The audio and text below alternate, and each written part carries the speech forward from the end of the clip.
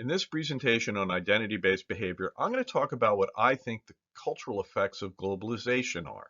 Basically, how does economic globalization affect the meanings that people attach to themselves and others, and very importantly, how does it affect their ontological security?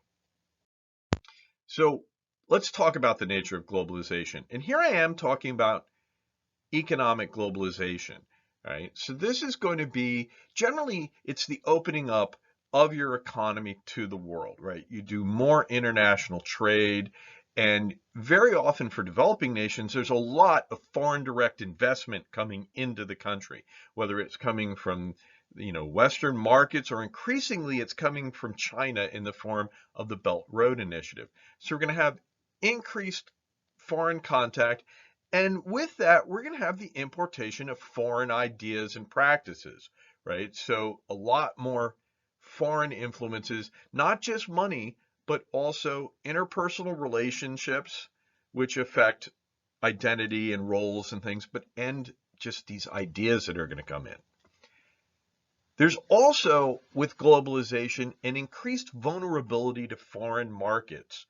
You're going to be opening up your markets to the world, and you are now going to be participating in, for better or worse, the ups and downs of the global economy. And there's something called external discipline, and this is meant to be, that your own policies, the things your government does and your economy does, are going to be subject either to the explicit influence of organizations like the World Bank and the IMF, or just the private interests, right? Employers and investors and, folks are going to come in, and they're going to, put pressure on your government to do things that it might otherwise not do.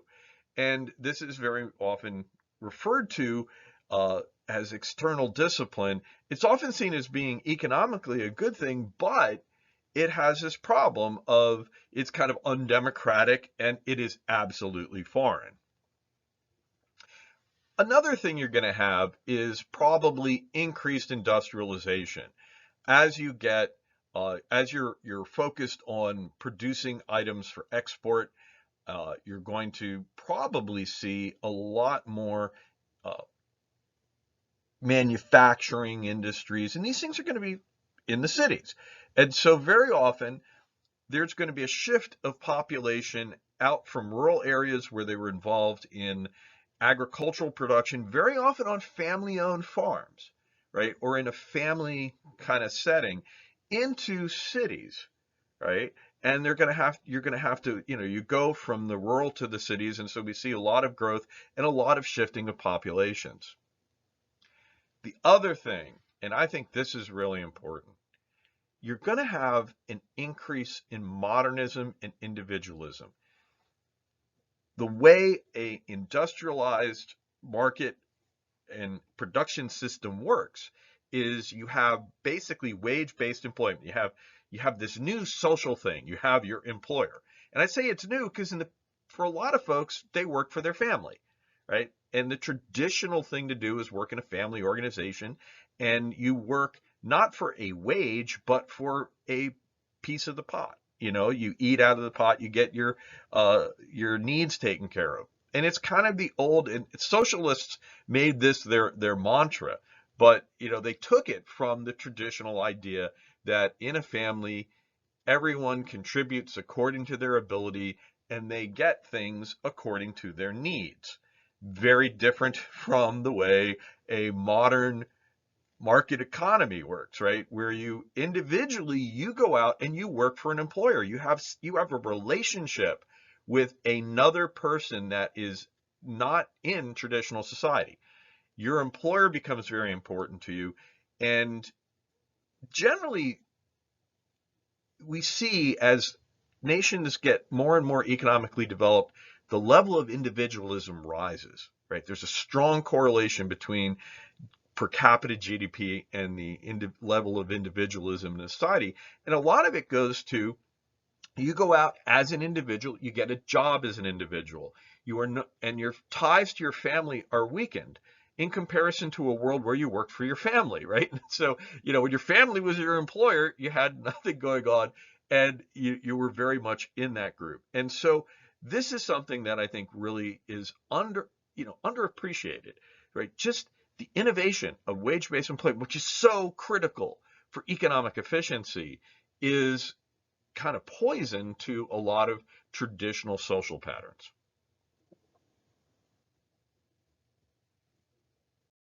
Now, the cultural effects of modernism aren't just limited to globalization, right? They're a part of economic development to a modern industrial market economy, and they are painful. And if you want an idea of it, and if you wanted just a diversion into pure sentimentality, but with a real bite to it in terms of our understanding of what's going on in other countries, I think.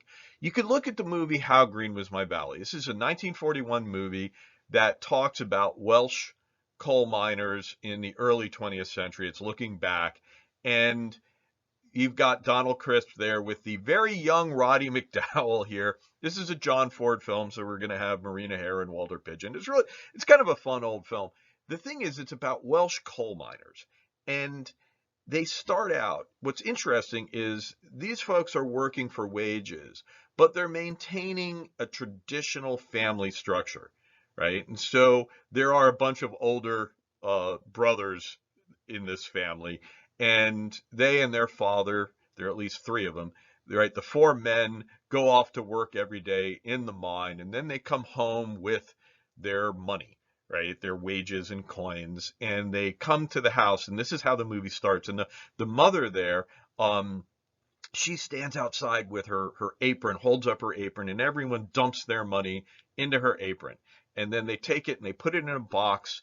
And the father, Donald Crisp, after everyone washes the coal off of them, they line up in front of the father, and the father doles out the money from the box, right? And everyone says, okay, I need to do this and I need to do that. And it's very much, everyone gets them. And then Roddy McDowall, who hasn't earned a penny, right?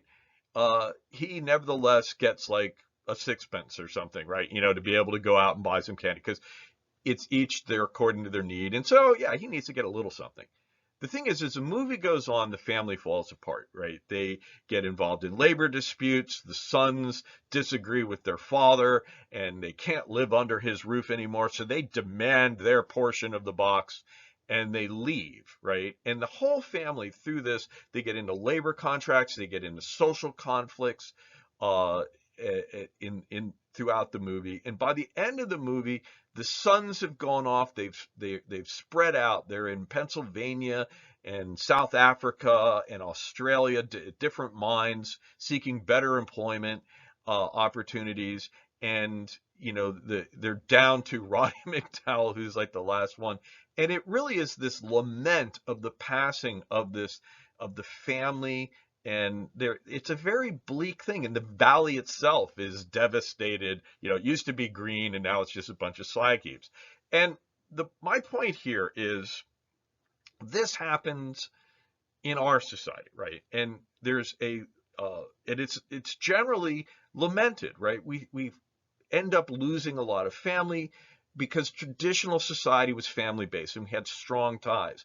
But the material incentives of a modern wage-based society allow for people to go off on their own, and it undermines the family authority and unity, and very often it leads to mobility, labor mobility, right? If you want to take advantage of a market economy, you've got to be able to move. So you move away from your parents, you move away from the people you grew up with, your traditional long-standing relationships go away. And so I always felt that this movie is our view, an American, British, Anglo view of, it's very much Hollywood, 1941, uh, of kind of a lamentation of modernism and modernization. And this is what's going on in every country around the world, largely, but not exclusively, because of globalization.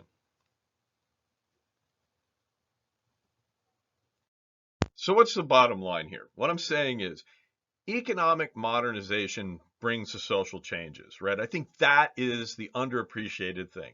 We get this social modernity where people are living as individuals, engaged in wage-based employment with employers, and we have this diminution of paternal authority and kind of the shrinking down to a nuclear family, right? And so the extended family is less and less a viable entity in this, right? And globalization, I think it accompanies and hastens modernization, right? If you modernize your economy, you're going to globalize. You're going to trade with people from overseas more, right? That's just going to happen.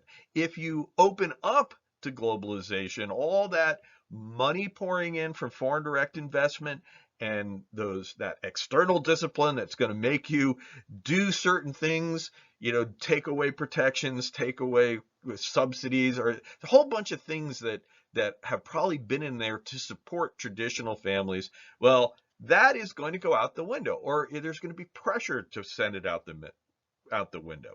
So we're going to have, this is my thing, is I think globalization really it hastens the modernization, and because it's coming along with it, it becomes a foreign face to modernization. We blame, how green was my valley? My valley was green, it's destroyed. In the 1941 movie, they don't blame anyone because it's Wales, right? They got no one to blame but themselves, right? In other countries, oh no, we can blame. We got people to blame, right? We got foreign employers, we got the World Bank, we got the IMF, right? And so there's a definite foreign face associated with it. And so I think globalization, but just the thing, I often think it gets blamed for a lot of things just would have come anyway with modernization. Traditional society is weakened, maybe even abolished, right?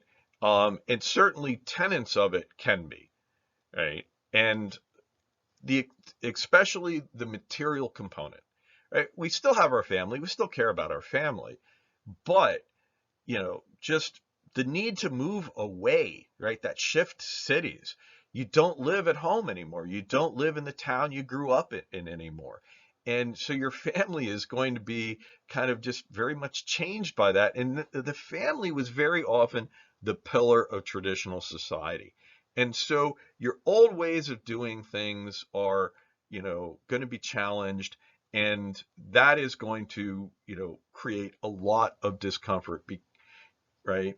Also, new and unknown threats are emerging, right? Things that weren't a threat and so weren't accounted for in traditional society, in your lore, in your religion, in your understanding of the way the world works and how to deal with these things, right? New and unknown threats that are not understood, right? Why are we paying more for gasoline? Well, there's a dock strike in Glasgow and a civil war in Nigeria, right? And so now you're paying more for gas, or maybe your crops aren't selling for the price because there's overproduction in another part of the world, right? These things.